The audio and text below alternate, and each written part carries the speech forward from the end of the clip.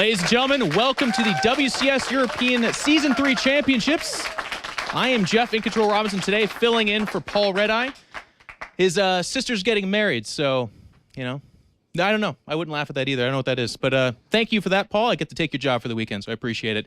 This is the audience. Thank you guys for tuning in. We do appreciate it. Well, you didn't tune in, but you guys at home tuned in, and we really do appreciate it. We know there's a lot of esports going on, but we've got 8 of the best representing the European region here at WCS, and they're about to kick off, but we've got some introductions and some things to talk about. And one of those things to talk about is the round of 16. How did these players get here? Let's take a look right now. You can see up there, there is our 8 players at the top, and we've had a few upsets, if I could say so myself. Thorzane, one of the last Swedish finalists, champions even, didn't make it in. And we see Targa topping Wellmu and Happy, 2 of Europe's best. Pretty amazing. But, ladies and gentlemen, these top 8 are going to fight for that final spot. So we've got some introductions to do. Join me as I walk about 15 feet over to one of our analysts for the weekend. It's going to be this little fellow over here. You might know him, might recognize him. Grubby, how the heck are you doing? I'm doing great. How are you, Jeff? I'm doing really well. Thank you. Thank you. So we've got a great weekend ahead of us. We've got some analysis coming out of you. I understand you're going to commentate as well. What are you looking forward to the most this weekend? Fantastic StarCraft games. It's going to be really good. And of course, I'm just going to be casting it. It's going to be a really easy job because these players are playing so great. So there'll be a lot to learn, a lot to enjoy, and I'm looking forward to it. It's going to be good stuff, ladies and gentlemen. So also, if you want to join us on that discussion this weekend, make sure and follow us on the social media. You can hashtag WCS, or you can follow ESL TV on Twitter. We also have a Facebook fan page. Make sure and like that, and that'll get you all the access you need to join in on that conversation going on all weekend long. So, ladies and gentlemen, without further ado, we're going to go ahead and take a look at the brackets, and we're going to talk a little bit about that first match. You can see there are 8 players, Grubby. Yeah, I mean, really strong grid. We've got 5 Koreans this time, starting off with Genius against duckdeok, isn't it? Yes, it's going to be 2 of those Korean Protoss players doing battle. And duckdeok, of course, the defending champion. Genius coming up here for the first time, doing really well for himself. We've actually put together some videos to introduce these players. Our first up is going to be Genius. Let's take a look now. 한국에서 살고 경기도 의정부라는 곳에 살고 있고 나이는 23살이고 종족은 프로토스를 플레이하고 있습니다. There are still force fields left. From this point, Genius can warp in some more units. He comes to a very nice position. Great time warp. Great extra 2 force fields there. Extra 3rd one that traps all those roaches. Zerkers do break their way through here, but it's already over. GG and Genius will take map number 1. 일단 어느 분야에서든 높은 자리에 있으려면 천재성이 필요하기 때문에 그 천재성이 저한테 있으면 좋겠다고 생각을 해서 지으게 됐어요. 일단 축구를 하고 싶었는데 집에서 반대가 너무 심해서 혼자서 알아서 할 수 있는 게 게임이었기 때문에 컴퓨터 하나만 있으면 되니까 그래서 컴퓨터 게임을 하게 됐어요. This is the dream start here for Genius coming into this series. Looking at going into the winners match already, a very fast series. Nurcho comes in, force wheels get planted. These Immortals are not getting touched anytime soon. GG, excellent execution. Game 1 and Game 2 from Genius. 무조건 가는 건 말이 안 된다고 생각을 하는데 그래도 생각은 하고 있어요. 정말 열심히 준비를 해서 다 때려잡고 꼭 갔으면 좋겠어요. He has to evacuate his natural. He has to go back up the ramp. The SCVs are going to try and hold here, but that's still a lot of firepower he has against 1 Marauder and 2 Marines, one of which just died. He had a few more coming out now. He's trying to wall all this off, but force fields completely seal off this bunker. That dies off. And now all he has is really SCVs and 6 Marines to combat this. Yeah, 4GG is like, where's the air support? And someone points up and the sky is empty. GG. Genius advances on to the round of 8 in double quick 2-0 fashion. SC2를 잘하는 건 그냥 아까 말했듯이 천재성? 그런 게 좀 각 분야마다 있기 때문에 그게 저한테 좀 있는 것 같아서 그래서 잘하는 것 같고. What a nice little video about Genius. God, I love that interview. I think it's only in Korea where your parents could not want you to become a professional athlete, so you say, okay, I'll be a StarCraft 2 programmer anyways, and then that seems to be more okay. I feel like a lot of German StarCraft players are going to be thinking, man, I wish I had parents like that. Like, no, you can't be a soccer player. Why don't you do something responsible and professional like pro gamer? It's like, all right. Yeah, poor guy. Well, that was the awesome video on Genius. Of course, he is a free agent out there, so if you guys are out there looking for a possible champion, that could be something to look at as well. He's got that message. That's one of the strong things he's saying here. Now, our next player in this duo is going to be the defending champion, duckdeok. Let's take a look now. 우선 전 시즌에 처음 유럽 리그에서 유럽 프리미어 리그에 임했을 때는 아무 부담 없고 연습도 많이 부담이 없다 보니까 연습도 많이 안 하고 그랬는데 이번 시즌은 확실히 저번 시즌 우승자니까 연습량이 확실히 늘더라고요. 꼭 이겨야 된다는 그런 생각이 계속 들기 때문에 그리고 또 현장에서 경기할 때 환호 소리도 좀 많아진 것 같아서 엄청 좋기도 한데 더 부담스러워요. 제가 우승자인지 그냥 우승을 했는지 안 했는지도 잘 모르겠어요. 근데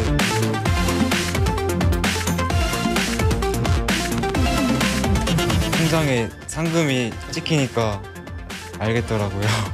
그냥 컨디션도 그렇고 운이 많이 따라준 것 같아요. 그리고 팀원들이 다 알려주고 빌드 같은 것들도 코치해주고 해서 우승할 수 있었던 것 같아요. 게임적인 면은 그냥 빌드 같은 거 손에 익히도록 계속 반복 연습만 하고 마인드적인 연습은 부담감을 최대한 낮추려고 노력하고 있어요. 그냥 제가 변화를 좋아해서 그게 장점이자 단점인 것 같아요. 그냥 브리즈컨 참가하는 것만으로도 만족할 것 같아요. So duckdeok, before he came to the World Championship Series, he was a Korean that didn't really achieve anything in Korea. He then made the move to at least attempt to come to the World Championship Series in Europe. Played online in the round of 32, didn't look that impressive. All of a sudden, he transformed into this player who was undefeatable. So duckdeok just went from nothing to everything. Making it to BlizzCon is everything for every single player. He can be a contender. I think he was still coming to it as a relatively underdog, but there is a glimmer of hope, maybe. So, ladies and gentlemen, Genius and duckdeok are two players for this first round. Taking a little bit of a closer look, Grubby, both these players are very, very strong Protoss players in this PvP matchup. Who do you give the edge to? Who do you think is the one to look for coming out of this best of 5? That's a really hard question, Jeff, but it's a good question. I'm trying to base it a little bit on my own experience. I played against them both. Played against duckdeok in Season 2, where I lost with a 2-3 score, and it was pretty close, but what I really felt came shining through from his play was daringness. Like he was very daring in choosing his build orders, and a lot of the strategies he did, they were not on my, let's say, list of normal strategies which you can choose from. But then you have Genius, and I lost him 1-2 in this season, and we had 2 macro games, and he cannon rushed me 1 game, which shows that he will do anything to try and win. But I don't have as much material to judge Genius on as duckdeok because it was a shorter series. And if I judge purely from the games I played against them, I would say duckdeok seemed a little stronger, but there's also time in between the two. So it's very interesting to see how have they developed themselves leading up to this round of 8. And also, if I go to judge Genius's play by the experiences last week, he was one of the 2 players I felt like that didn't really get challenged in his round of 16 group. Vortex was one, and Genius was the other. They both did a 4-0, and none of the games looked hard. So I think it's going to be a really fantastic game, and I think it's going to go 3-2 for either one, because PvPs are almost never 3-0, because there's a lot of different strats you can do, and some might work pretty well. I have to agree with you. I do prefer the 3-2. The closer the series, the more exciting it is for us fans to watch. Both these players are known for their aggression. They're both very micro-oriented players. I myself have a ton of fun watching the two of them play because they make what seems to be basic strategies that I do at home look just so much easier. It's really amazing. But on that regard, which player do you give the edge in terms of battle micro? Because they're both really known for it. Do you think one distinguishes themselves over the other? I think probably Genius has a slight edge in decision making. I think that's his biggest strength. And I think duckdeok maybe has a slight edge in micro. But how these two skills face off against each other, it really depends on how the game goes. It's very situational, so I think it's very close between them anyway. Very good. Well, ladies and gentlemen, it's going to be an exciting match. Both these players are really driven. Duck has the pressure of being the previous champion, like you said, and Genius needs a team, so he's trying to make a show here for you guys. But ladies and gentlemen, we're going to head over to the commentary team of Colaris and Apollo.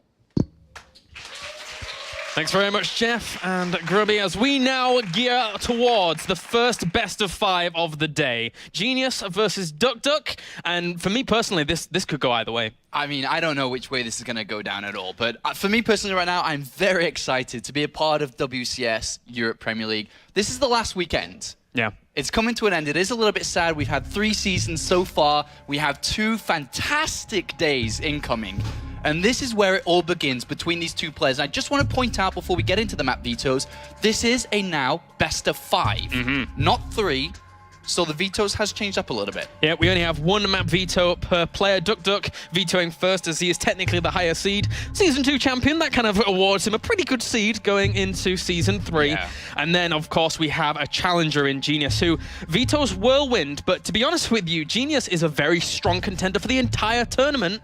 Never mind surpassing Duck. 2 very similar things with the maps that we've got vetoed out is both of the maps, Derelict Watcher and Whirlwind, have very open middle maps. Yes. So yes. Whirlwind is very large in the center of it. Likewise is Derelict Watcher. That could be something that is going to be kind of making the series interesting because all the other maps are kind of filtered down a little bit more. So we could see maybe Colossus-based strategies and so on. But if we look at these 2 players and who the hell they are, both of them have been playing StarCraft for a very long time, since the beginning, StarCraft 2. duckdeok, of course, never really had success in the individual team leagues, but he's been a great player for MVP from the beginning. Yeah. And then Genius was the first BlizzCon champion back in 2010, a very long time ago, and was the most consistent Protoss players in the GSL through 2011 and 2012, even getting to a final.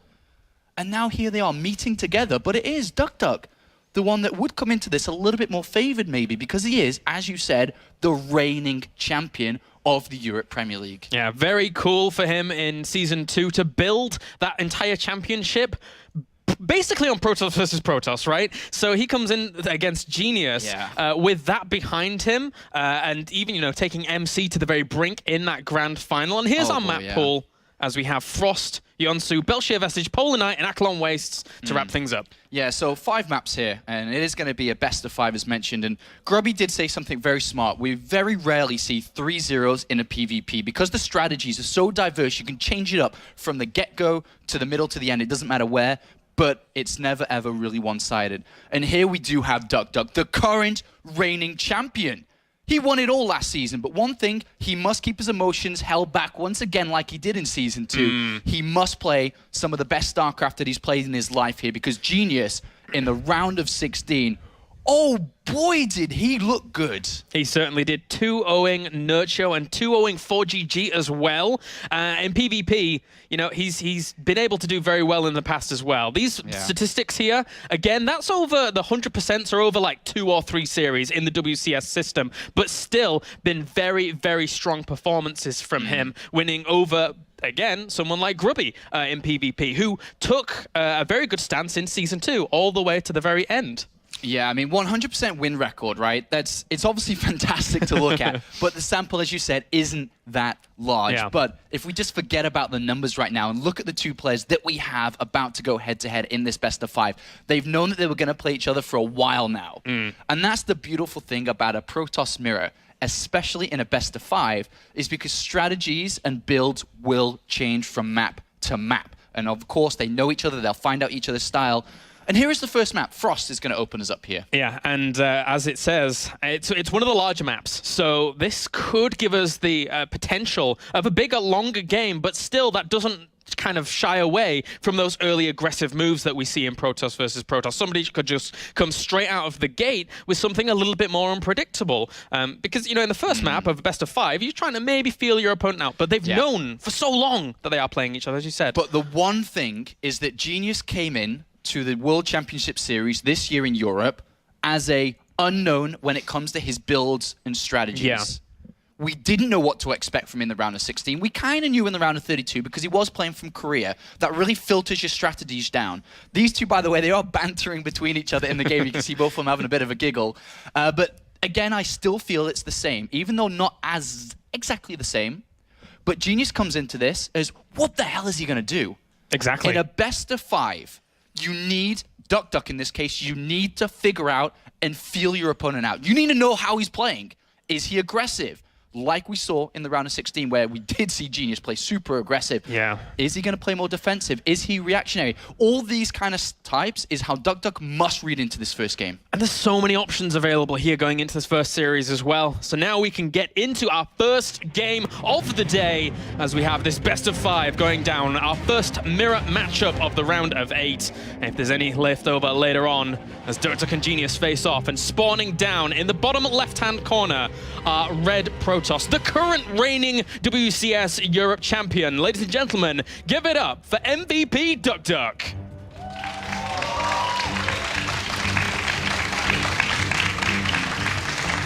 And down to the bottom right-hand corner are Blue Protoss, arguably the challenger in this series, representing Korea. Give it up for Genius. Wow, a lot of support for this guy.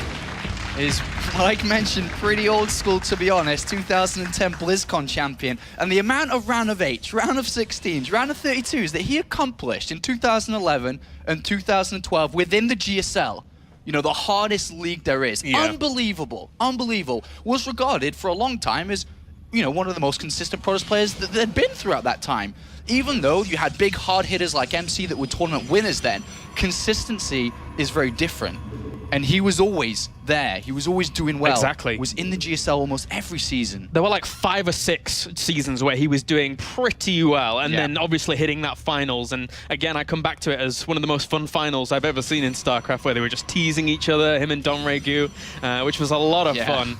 I remember that very fondly. But now, into this game, gateways at the similar times. We have assimilators going down at similar times, so not massive deviations just yet. No, it's going to be very hard for you know, us to predict exactly how they're going to go, because this is a first game of a series. As the game develops on, it's easier to kind of see patterns. But from here, anything is possible between these two players. They've both taken the assimilators fast. That means their gas income, depending on how many probes they have in each, can be rather high. And as we see, we have, is it 3, I think, on one of them, and actually 3 in both here for Genius. That is increasing his gas income a lot, which means he can tech rather fast here. But likewise, duckdeok, 3 in one, 2 in the other, just 1 probe difference. But definitely looking at some form of 1-gate tech at the moment by the looks of it. Yeah. Looks like he's going to head off for that scout up to the top left-hand corner, so he's going to end up scouting his opponent last here. Again, important to remind you that on Frost, all spawning positions are available. So these guys scouting out where they can. Genius on the way up to the top right as well. So no advantages there just yet for either player. Yeah, with a sentry coming down from Genius, they've both taken double gases, right? But they've both thrown down 2 gateways. That's a chrono boosted out sentry.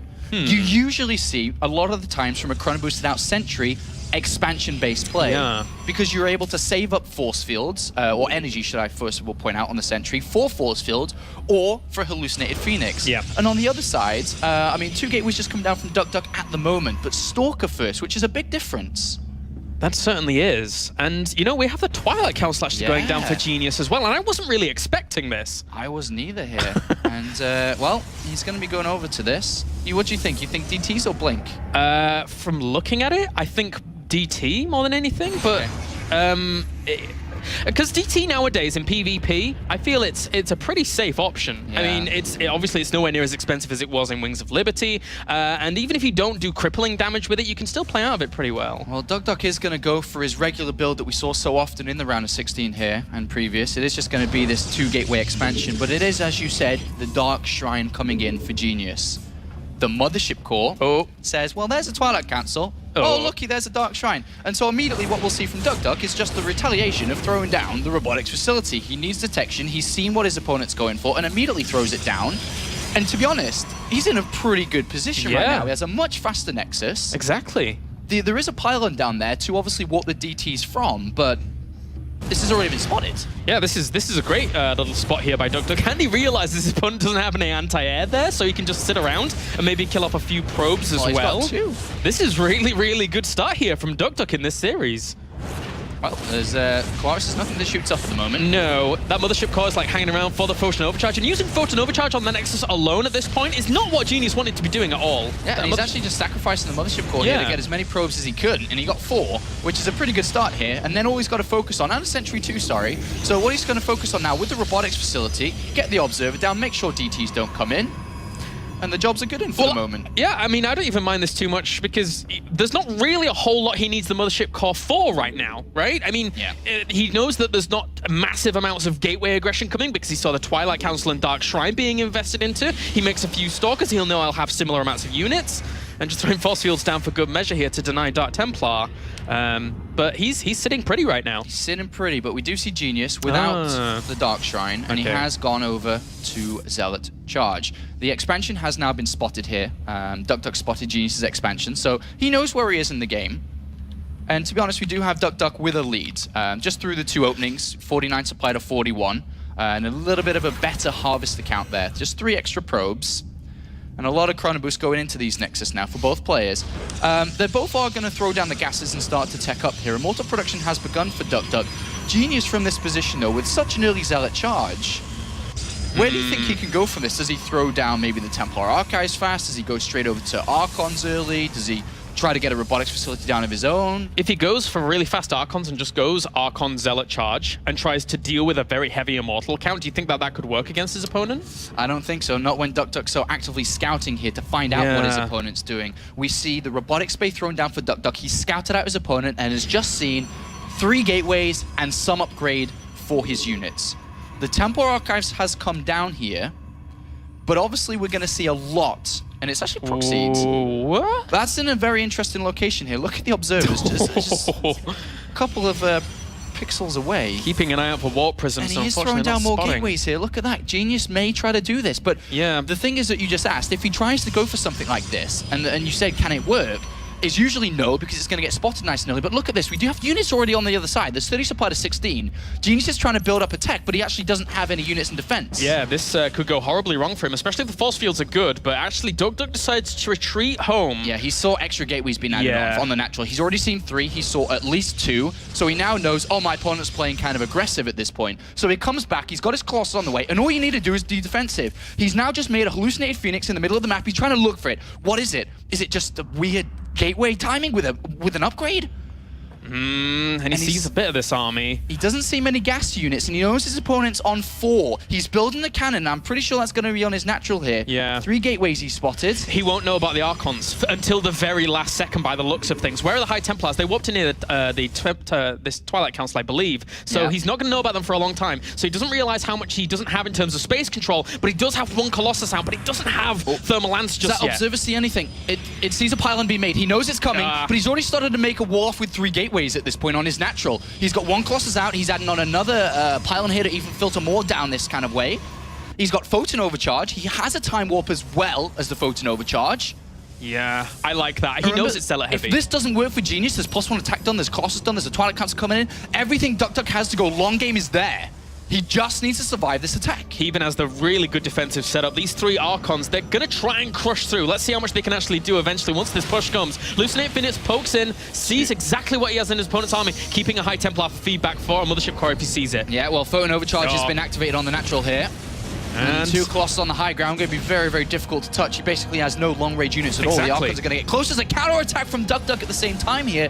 Genius does warp in a couple of Zealots to deal with it, but But duckdeok's just saying, all right, there's no problem, it's actually fine. Whoa, and Genius, he feels as if he can't do this anymore. He sees the defensive position, so he goes back to 2 Stargates. This is a very interesting play from Genius in game number 1. Yo, he's switching his tech completely up, right? He's trying to catch his opponent by surprise. Yeah. He's got +1 attack done, he's got 2 Stargates, but there's a long time before this transition can work. There is obviously an opportunity here for duckdeok to do something, but what has duckdeok seen? Nothing yet. But you know what's great against air units is Archons. And that's the next part of the units that we're going to see come from duckdeok soon. He's got the Templar Archives on there. He's got +2 attack on the way. He can probably take a 3rd base, start to save his gas for his Archons. But we do need, well, duckdeok needs to scout this to kind of, know exactly what's coming. Yeah, feeling out a bit. Or he could get surprised by this. Well, he's got the Warp Prism on the way with the Dark Shrine as well, so he's trying to catch his opponent off guard with that. And interestingly enough, Genius right now doesn't have a Robo facility, right? So he could actually do quite a bit of damage with those Dark Templars if he catches his opponent off guard. Yeah, that's a really good point you bring up there. He's got no detection at all. No. As in none. Yeah. None. He could make an Oracle, right? But, yeah, and this is, obviously Genius is in a bit of a bad position through how this game's unfolds so far. Oh, and this is a shame. He's going to lose his Templar archives. That's the risk of trying to hide it away from your opponent for that long. These DTs are going to... I mean, are we going to see some morphed in here straight away? He's got no detection at all. Yeah, he could do a lot here with this. I mean, this could be just game over, because what we'll have to see from Genius is a push out here, like... And the Void Rays are going to have to do far more damage than they could ever do. Well, unless he kills the Warp Prism before they drop. But nope, that is not the case. And he's like, I don't have any units to spot this. Yeah, he needs and to start the immediately Oracle. builds an Oracle. And he does there. The Void Ray is going to head over to the left. He wants to keep them hidden for as long as possible. The Warp Prism, ooh! But his opponent doesn't, well, duckdeok doesn't know that there's no detection, so he is playing this rather conservative from here. But I think he saw the Void Rays, did he not? I don't think so. Oh, okay. I think he's trying to. I think Genius was trying to hide them. I'm not 100% sure on that. We'll see. There's 5 of them out now, and they have +1 attack. Yeah. There needs to be Archons made here for duckdeok to deal with this. I actually thought the DTs would do a lot more than they didn't do. There was the opportunity, but yeah, as you said, he was playing safe, right? He was just sitting back, making sure he wasn't sacrificing anything. But +3 weapons is on the way, Apollo. Yeah, that's very good. A lot of gateways coming down as well. So Genius hasn't decided to move out yet, which means these 6 gateways will complete, which will allow for a better backup of units. But still no information on the Stargates. Well, did the Dark Templar just see the Oracle when it was at third base? But does he know that this is mass Void Rays? I don't think so. He's been doing a really good job keeping them hidden, okay, that's for so sure. he's seen Void Ray production begin now. So we should see Archons also start to begin. All the gas needs to go to Archons here, and all the minerals need to go to pretty much Zealots, to be honest. Yeah, this is... cannons as well. duckdeok needs to make a very, very efficient army against what his opponent's throwing at him, because if you allow these Void Rays to just have free reign of the battle, you are going to lose as duckdeok. He doesn't have that much anti-air out right now. I think duckdeok may get surprised here. Because I think he's like, oh, you've just now started Void Ray production when there's already a lot of Void Rays out already. And he doesn't have enough anti-air at this moment. This really could turn around on its head. duckdeok was in a very good position, but... He's got to be careful here. He hasn't found out about the Void Ray count. This is And there's 9. There are 9 Void Rays here. That's so much damage. Those Stalkers aren't going to last long at all. And he's warping in more Zealots. One more Archon warping in, but I think he needs more Stalkers with this. Well, Stalkers aren't that good against Void Rays. He needs Archons. Archons are the best thing here. And he's now going to see it and he's like, oh. That's a lot of Void Rays chasing him down. Guardian Shield's up for Genius. He's going to continually pursue this, realizing his opponent doesn't have much anti-air. And duckdeok knows he's in a little bit of trouble. He has to get out of here fast. Time Warp slows this down, so he is now going to go back and start making even more Archons here.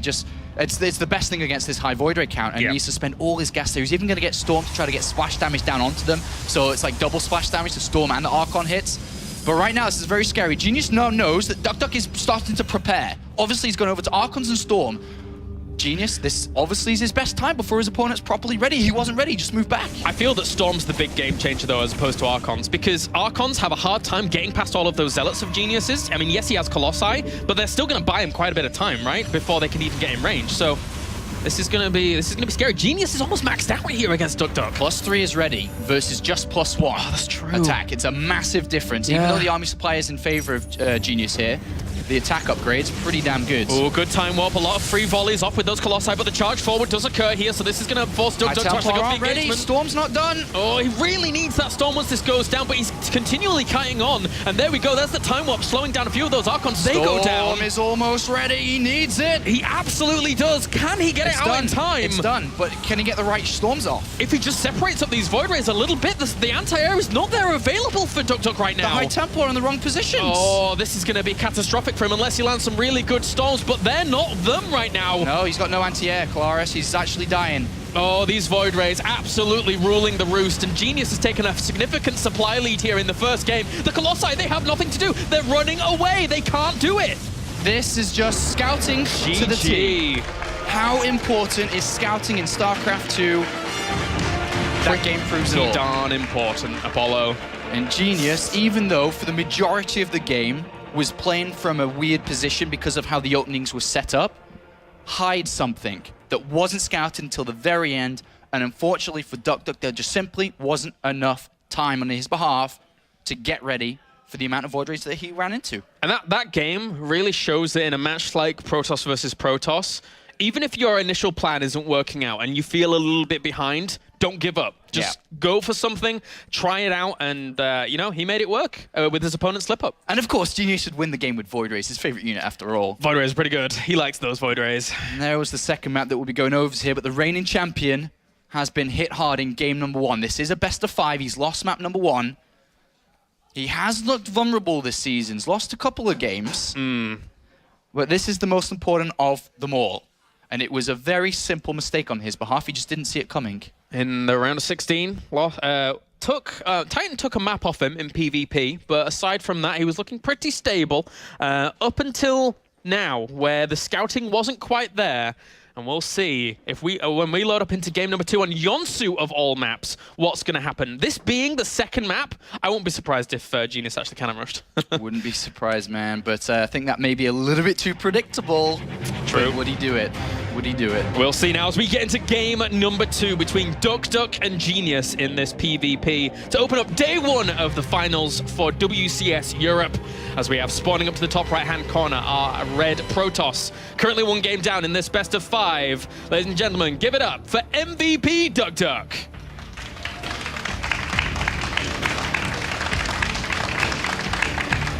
And down to the bottom left-hand corner, our blue Protoss, representing Korea, loving them void rays. Give it up for Genius. A good start for this man in hunt of a almost impossible goal, which is to go to BlizzCon. He's currently ranked 72 in the World Championship Series point system. He would need to win first place here. And if he won first place, Colaris, that still only puts him about rank 25. Yeah. And that's still outside the top 16. He needs a strong performance. He needs to get to the season finals. He needs a good performance there. And as he said, step by step, game by game, maybe, there's a chance. But look, Genius, you called it. This is a very predictable style. This is how he beat Grubby, but he's looking for an easy win. He is going to cannon rush in this location down here. The gateway's in a good position. If you'll see actually any units that come up and build a pylon gateway, a pylon or cannon on the high ground, but on the low ground, is he going to scout down there? He was scouting a probe. Oh! No! Oh no, he sees it! duckdeok sees it! Oh, very well done by duckdeok. Early on in that, duckdeok's like, Oh, I feel duckdeok's pain and actual sigh of relief in essence because this happened to me yesterday. Yeah? Yeah. So, well, and I didn't scout unfortunately, but he knows now. He knows the pylon's there. He knows it, and he's seen the probe now come from that location. He knows exactly what he's playing against. So, from this position, let's see how composed he can stay. He doesn't want a cannon to come down onto the high ground, even though there's one on the low ground here. Ideally, would love a probe kill. Probe, you know. If that probe dies. If the probe dies and can't get in, how exactly is the cannon rush going to occur? So that's what he's looking to do, because obviously there's no vision. And he slips past Butterfinger's probe, looking to plant down a structure here. And just running around in circles now means that probes will die. Probes will die, but not Genius's probe just yet. Zealot's already out, though. He's going to try and combat this on the high ground, taking a bit of damage, but that probe... That Zealot's going to die. He needs to pull that back. But the thing is the probe is going to recharge its shields here, but this cannon rush is very slow, but obviously duckdeok is taking a weird approach to deal with this. I'm surprised he didn't bring a second probe along with him, but he's actually just transitioning. That's the best idea, I think, from here. And if you look at the way that this is shaped up between the two players, a lot of probes. There's a lot of probes been lost. The probe still is still alive here. A simple cannon down would cause such a headache. It would. It's weird this now because Genius... A weird defense to this, isn't it? Yeah, it's like Genius is actually now still kind of cannon rushing. But Genius is like, dude, I've killed too many probes. Yeah, there's so many dead. There's 9 already dead. He's got a lead now of 21 probes to 9. Oh my god. The thing is that the cyber core difference is rather big. The mothership core is on its way out here, but I don't think that matters too much. Look at this, look at that. That's a better base. It looks cooler. It's got more stuff in it. It does. It's got a lot of those cute little fishy probes. It's got more stuff in it than his opponent. He's got more money too. That's a very nice position to be in, Apollo, I must admit. So, if you look at the Warpgate research, it's even begun first here for Genius. And duckdeok with a very unusual approach to dealing with this, trying to pick off the probe. Didn't really work too well for him. He will try to clean this out. But Genius is in prime position. Looking at a potential 2-0 versus the reigning champion, and the amount of pressure that's going to build from a 2-0 to have to win 3 games in a row, otherwise you are out, is enormous. Exactly. I mean, we could see our Season 2 champion go out in the round of 8. And, well, yeah, that's not where he wants to be. He won Season 2. He wants to win a second time here in WCS Europe. But Genius is already pulling out a phenomenal series and could just go all the way. Whoa, duckdeok. This is ambitious. Yeah, going straight over to a Stargate, but we have 3 gateways in total. I wouldn't be surprised if the Chrono Boost for Genius is going into the Warp Gate now because he realizes he's probably ahead. Yeah. And I wouldn't be surprised if he just used the pylon from the Cannon Rush to launch his attack. Exactly. To warp in on the other side of the map. He is going to get a robotics facility for safety measures here. Does not know the follow-up exactly here. The when behind Dark Shrine mantra comes to pass. Yeah, but, you know, when behind goes Stargate doesn't really rhyme, and no, I'm not too sure if it's going to work here, as the Zealot does try to get in to find out what he's playing against. And that's a good scout. That is nice. He's going to see, all right, 1 gateway, 2 gateway, Robo coming down. Maybe another gateway, I suppose.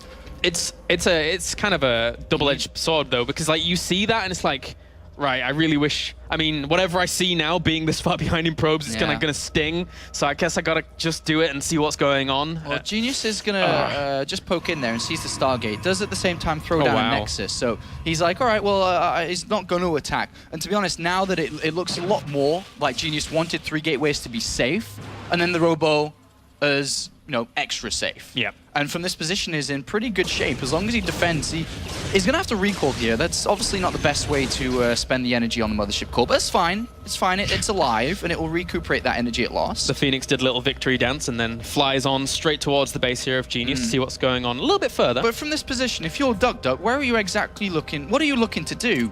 You've got Phoenix production. You're down on probes. You've stopped probe production for the time being. You've scouted your opponent's got a Nexus. Your initial Phoenix doesn't do anything. What are you doing here? Do you try to expand to play the game from behind? Do you try to go for some form of attack? You know the Nexus is going to be done soon. You know there's going to be a phone overcharge ready. Where do you go? Yeah, and Genius, I mean, he even has Phoenix on the way as well to actually try and combat his opponent's Phoenix numbers. So I think duckdeok has to expand. I don't think he can really break his opponent with the lack of economy that he had at the very beginning. But even an expansion play is kind of risky, right? Because your opponent has such a great economy as well. To be honest, this is a very bad position to be in. Yeah. Let's be brutally honest here. Your opponent has double Nexus. He's got a lot of units now as well, as you said, the Phoenix production's beginning too. It looks like he is going to try and expand here. But the thing is, as soon as Genius knows that, all his Chrono Boost goes into the Nexus, and he increases his lead humongously. The Phoenixes are going to come in here. Phoenixes, the other ones, haven't been spotted yet. But now they are revealed. Wanted to save his Mothership core. So, I don't know if I think you did play a lot of PvP and Wings of Liberty style. When you both go Phoenixes, yeah, throw down another Stargate and you go more Phoenixes. Yes. And I think that may be a position. Well, Genius has a couple of ways to approach this. He could go for the longer game, or he could just go and attack while his opponent's trying to catch up and get back in the game. So there's a couple of ways to deal with this. I know some people don't really like playing Phoenix versus Phoenix, but for me, watching it, it's really, really funny to watch. Yeah. And think about all the energy that's being wasted on killing probes here. When Genius has got units going over to kill his opponent. You can't lift up your opponent's units. Your opponent. So the double Stargate has kind of been initiated here for duckdeok, but I'm not too sure if he survives initially to even get there. Well, that was another attempt at killing off one Phoenix. Not too bad, but in the process, he might lose one himself. And another one, maybe. Just everything he loses here is Nice fatal. macro, because right now, the army supply is 31 to 12. There you go, GG. All right, 2 games in a row go to Genius. And all of a sudden, the reigning champion, and we've only been casting for about 15 minutes, 20 minutes. We've not been doing it long. Almost eliminated. It is time to just breathe, take sit back a little bit, and just focus. Focus. Absolute focus. Absolute focus is needed now to recover from this position, as Genius has so far crushed since he's been playing in Germany. 2-0, 2-0, Nurcho and 4GG. And currently 2 more games to add to that, and his 6 games in a row here at the offline World Championships Europe Premier League, and is 1 map away from being the first semi-finalist already. And our third map will be Belshire Vestige here between these two players to determine, well, I mean, Genius, if he takes this, you know, he could fly through very, very quickly. It's almost as if he's here just like, right, okay, I'm here, may as well get it over and done with as quickly as possible. In Genius fashion, we always saw him being this, you know, this aggressor who takes series very, very quickly in the past. 1 base plays, 2 base plays, and things in this PvP, no different. He is looking very, very vulnerable here. And can he step it up? It's his, you know, last chance. If he doesn't, he's out. He is out. Ingenious would walk away with a 3-0. A massive feat here, knocking the current reigning champion out. Incredible game so far from Genius. Does he clear it up? All right, game number 3 now. Spawning up to the top left-hand corner. Currently 2 games down in this best of 5. If there was ever a time he needs your cheers, it's right now, guys. Give it up for MVP duckdeok.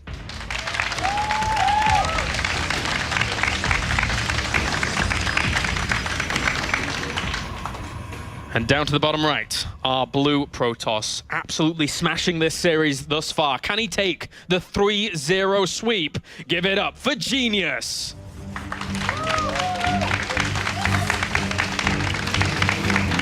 And I think Genius is obviously feeling very comfortable at this moment. Yeah. Has a lot of room for error. Can do crazy builds, can do risky builds, can do anything he wants from this position. And then if he loses, he's like, oh, well, you know, if that had worked, I would have just won. Never mind, I've still got, you know, a game cushion to fall back onto, even if he was to lose this game. So we could see something completely wild out of him in this next map. You remember that little probe thing between the pylon? I figured out why they do it. Well, because I was doing it as well. Just to get back to the mineral line quicker. It's very small, but it's actually very useful. So Look at duckdeok scouting for the wildness. Yeah. He's like, all right, is there proxy gateways? Is there another cannon rush? And he has to, and that's kind of the unfortunate thing of going down 2 games in a row, is you have to scout everything. You have to play very cautiously. Yep. Or your opponent can play very risky, because anything can kill you and you're eliminated. yeah, you absolutely have to play this as thoroughly as you possibly can do. As now, well, duckdeok throws down his cybernetics core. These, again, all the buildings are very, very similarly timed right now. 2 and 3 gases for duckdeok, and 3 and 3 for Genius again. Another scout there for duckdeok on the natural with his probe. He may fall back to what he knows best and has had the most success with so far this season, is just his expansion-based play. His Stalker double century expansion play. It's been very strong. He's set himself up very nice for the majority of games. He scouted that he's not getting proxied. He may fall back on that, but he needs to fall back onto something. I think that would probably be the best way. duckdeok showed that in the majority of his PvPs, apart from that one against Wellmu on Newkirk Precinct, that his macro game and positioning is usually extremely strong in the later stages of PvP. And if he can get there, then it'll be okay. But of course, he needs absolute thorough scouting as well. Differences between the both is the Chrono Boost spending is into the Nexus for duckdeok and actually in the Cybercore here for Genius.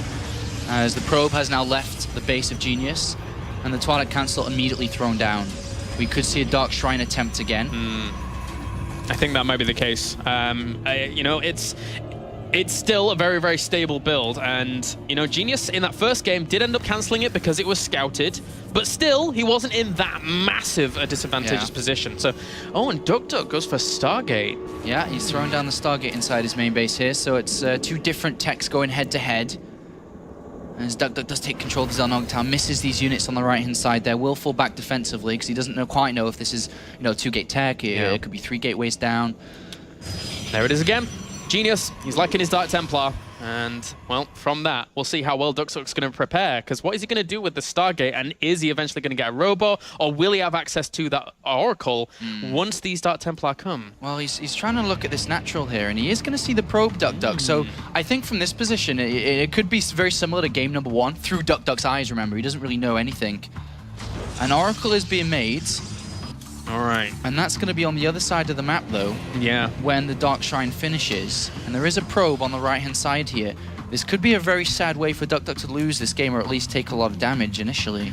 It certainly could happen. It depends on how avidly he's keeping an eye on his ramp. If he has, obviously, sentries, he doesn't have a single one just yet. Ooh. Oh dear. That's brutal, that is. Who was it that said it? I think it was Artosis in WCS Korea. If you're going to scout thoroughly, you may as well scout every single corner of the map because you're just going to miss something, and that's exactly what's happened here. Yeah, this is obviously not very good. The pylon's down. The Oracle's going to be on the other side. If Genius just sacrifices this natural here and just defends up his up his ramp inside his main base, he's got a very low army supply. He's got the foot and overcharge here, but the DTs. There is an Oracle, a second one about to pop out though, so it's not terrible. It depends on. Well, look at the timings of it actually. The Oracle's there. Well, yeah, he could actually just turn around, but there's not that many units. Oh, I think he sees it. Yeah. Well, I guess he hasn't activated Envision just yet because, well, if he has seen it, he hasn't activated it just yet because there's no units there to help him kill it, right? Well, he's seen it now. Yeah, he certainly has. He's got 5 kills already, 6 kills. Oh dear. 7. That in itself already pays for itself, 9. right? Oh, 9 That's brutal. kills. Run away, run away. Okay, so that's done a lot of damage already. 10 worker kills in total. That's 30 probes to 18 right now. But the army for duckdeok is okay. Can he do anything with it right now? Not really. I'm looking for positives here, Apollo. Not really. A mortal being made now by Genius. He's got his Nexus down. He's going to clean up this pylon. duckdeok's obviously taking a bit of a blow here. Losing 10 probes so early on is obviously not very good for his game. Robotics facility a little bit later on here. And he is trying to recover with the Chrono Boost going in. He's, I mean, a little bit pylon block there, but then as Nexus completes, it will clear itself up. It's also important to note that Genius deflected the other Oracle completely fine. Photon Overcharge went down, the Oracle had to escape, no probe kills went down for duckdeok. And even with this dive in once again, I don't think he's going to get much done here against There's Genius. 3 Stalkers ready and waiting for it, so no, it's not going to get too much done inside the main mineral line. It's going to poke down to the natural. And there are 2 more Stalkers waiting for it, so no damage dealt there. Genius has thrown down Blink. From this position, we could see him move out, eventually with Blink.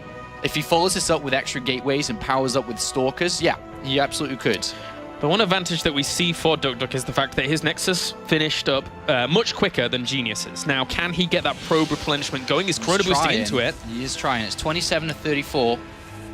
But if he's spending a lot of his Chrono Boost away from tech and away from army value, then clearly Genius is going to rise up. And the Oracle now, oh dear. Not only did it not really do anything, it's now not going to see anything that's placed down inside Genius's base, which we are idly looking for now.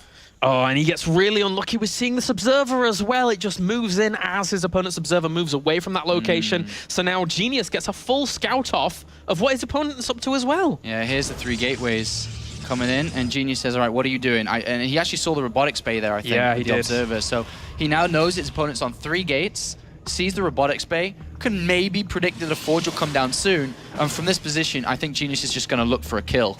Yeah, 3 gateways go down. Total of 6 if he just continues to produce Stalkers here. He picks out the other Oracle in the middle of the map now, so duckdeok's completely in the dark. Chrono Boost is going into the gateways for Genius.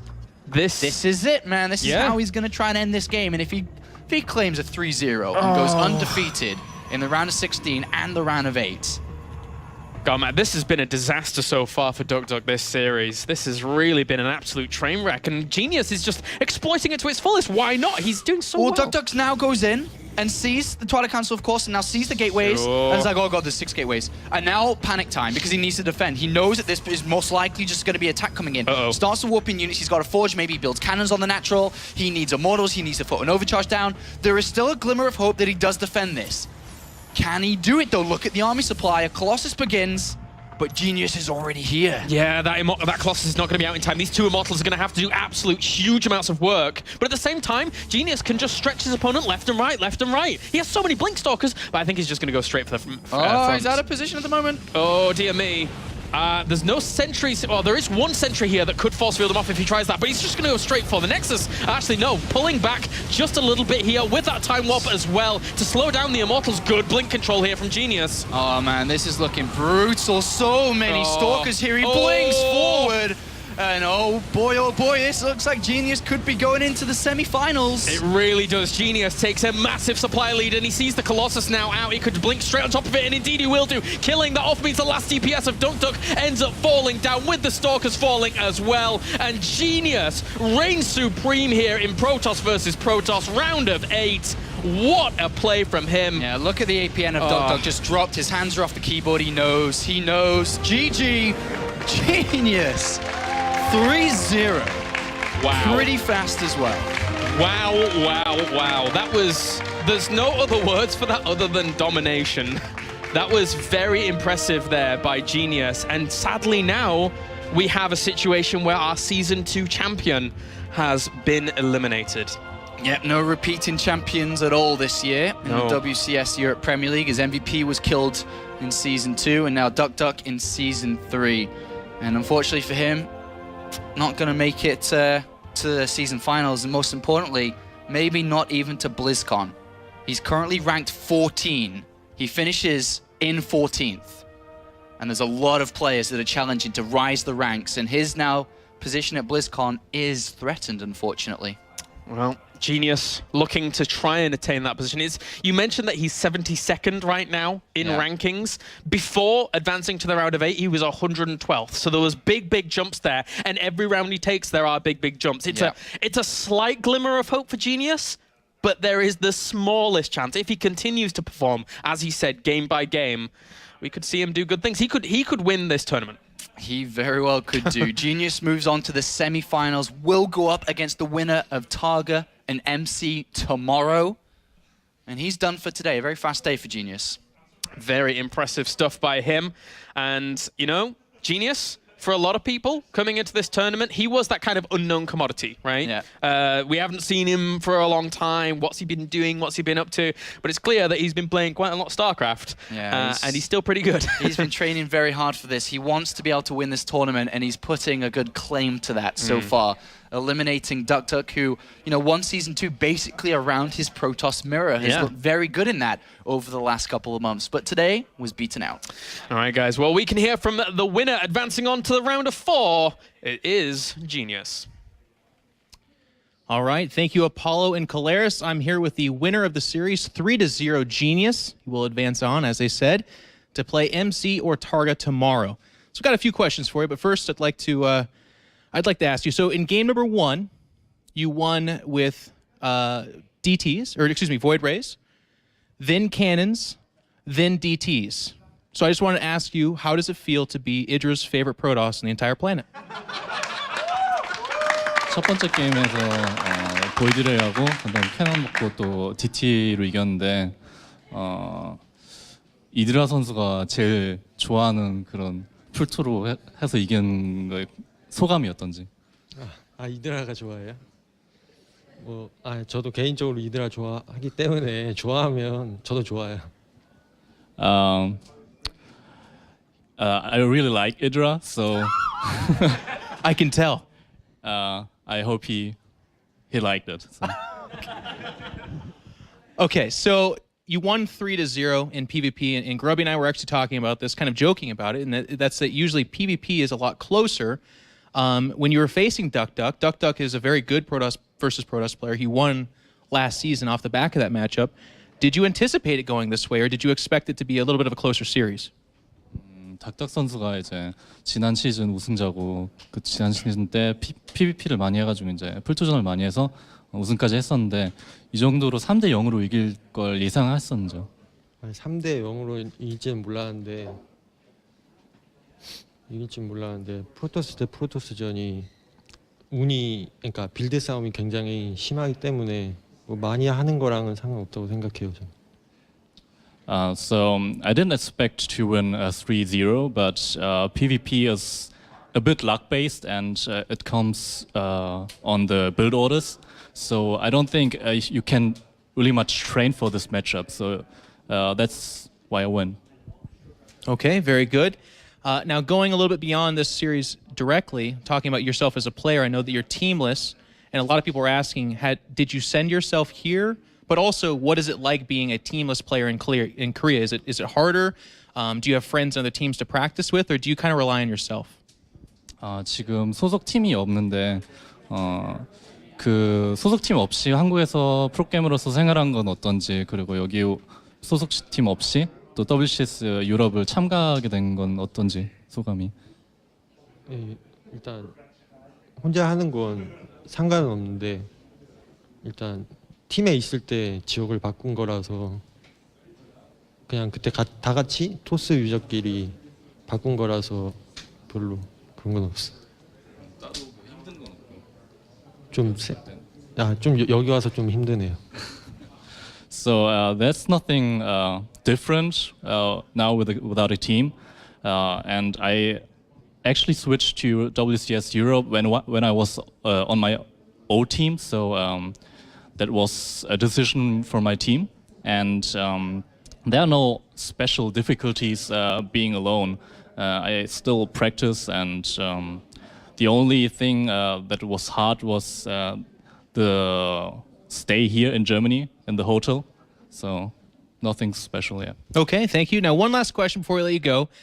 Tomorrow, there's a chance that you'll play against one of your absolute best friends and favorite people on the entire planet, MC. If you were to play against MC, we always want to know, what kind of words would you like to say to him before you go into that match? 만약에 MC가 올라가지고 같이 붙게 된다면 뭐라고 하고 싶은지 MC 선수한테.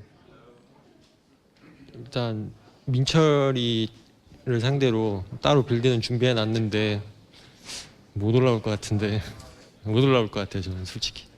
I prepared for a build for MC when he comes to the next round, but actually I think he won't come to the next round. He won't be able to.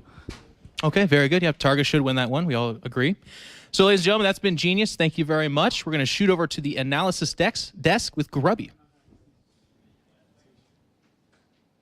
Hello, lovely ladies and gentlemen. Thanks for coming to the analysis desk. What a wipeout by Genius against duckdeok.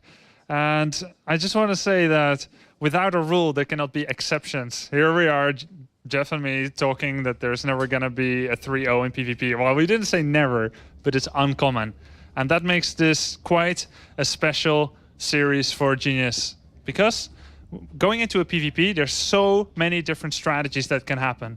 So you usually make a plan, map 1, map 2, map 3. What are you going to do? How does it flow? How does the build that you do in game 1 strengthen the build that you're going to do in game 2? And so forth into game 3. There's a lot of mind games going on, #mind games.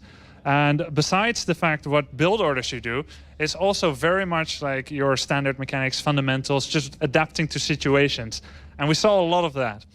Now, I've asked to bring up game 1 here of duckdeok against Genius because there were a few things that happened which made this game rather special. Let's take a look at the beginning. Units lost tap of Genius against duckdeok. 4 probes and a sentry for Mothership Core. Mothership Core rushed, scouted the whole base of Genius, saw the early Twilight Council, killed 4 probes and a sentry. Really, really good trade. Then duckdeok expanded, as did Genius, and they kind of went into the mid game. The losses that Genius had kind of evened out, but then the second fateful thing happened, and he went for a 6-gate Archon bust with a proxy Templar Archives. And I have to say, I'm a little surprised, or should I say disappointed, that Genius didn't upgrade Storm at this Templar Archives. But it's okay. Very unusual spot. It's funny though, because it didn't get scouted. Now, what did get scouted, if we take a look at Genius's vision, is the robotics bay. The Robo Bay, if we take a look at Genius Vision in duckdeok's base, the Robo Bay right here, it got scouted. So he knew the opponents on Colossi. Now it is pretty common strategy to go for an Archon Zealot all-in ever since Wings of Liberty days against Colossi, but it's very map dependent. And if we take a look at how duckdeok utilizes the map advantage, he was unbreakable. Normally, I cast this game, I'm going to say duckdeok is going to win this. Genius, he doesn't have a forge. duckdeok is working on a forge. duckdeok has several tech, Colossus and Templar of Twilight Council coming up. Genius, no forge, just Archons, couldn't break. And Genius has less probes as well.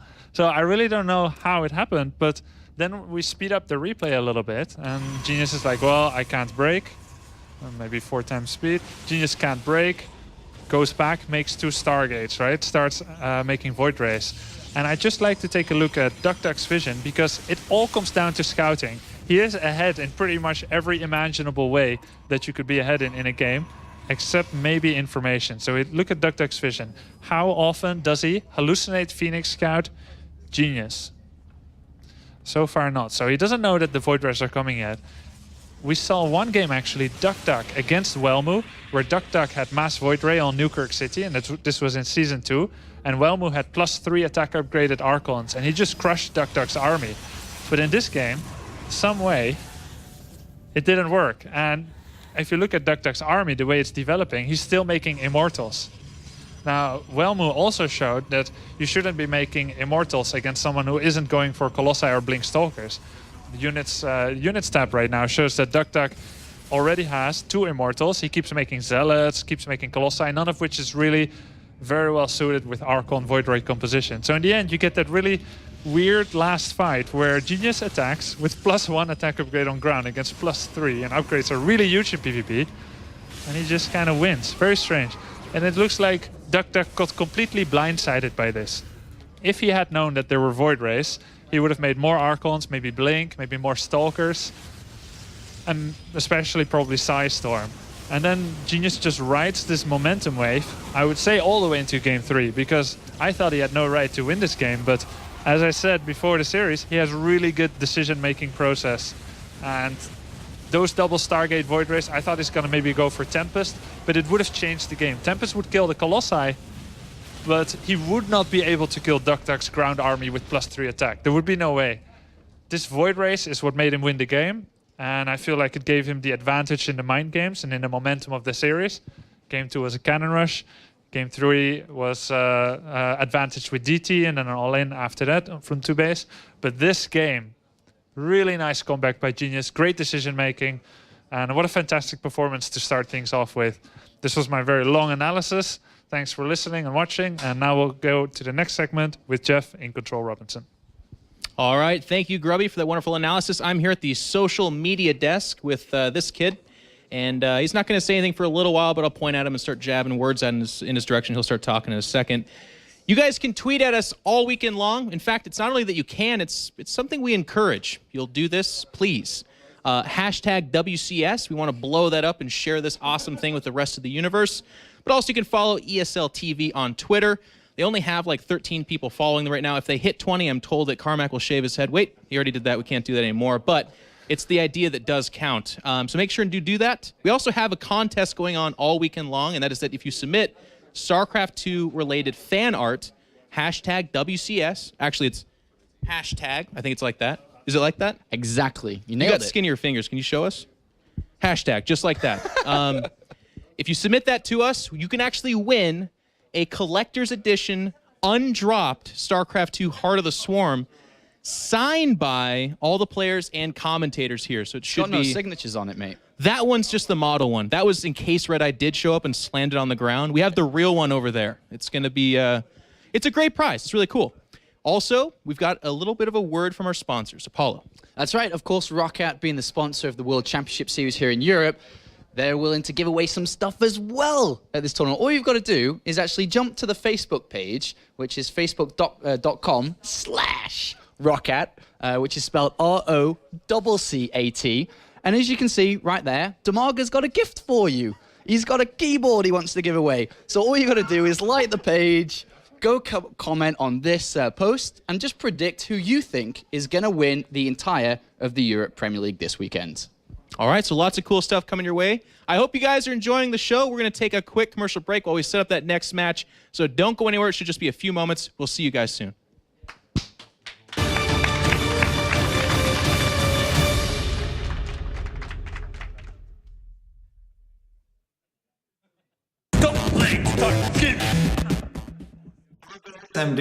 I'm here in the Rocket Studio. I want to tell you why Cone Pure Optical is a very good mouse for gaming StarCraft. First of all, there's a Rocket achievement display. You track all your clicks and you see everything you do with your mouse. At the end of day, at the end of year, at the end of like few months, you can see all your statistics. So like, for example, me, I run already like near 20 kilometers with my mouse.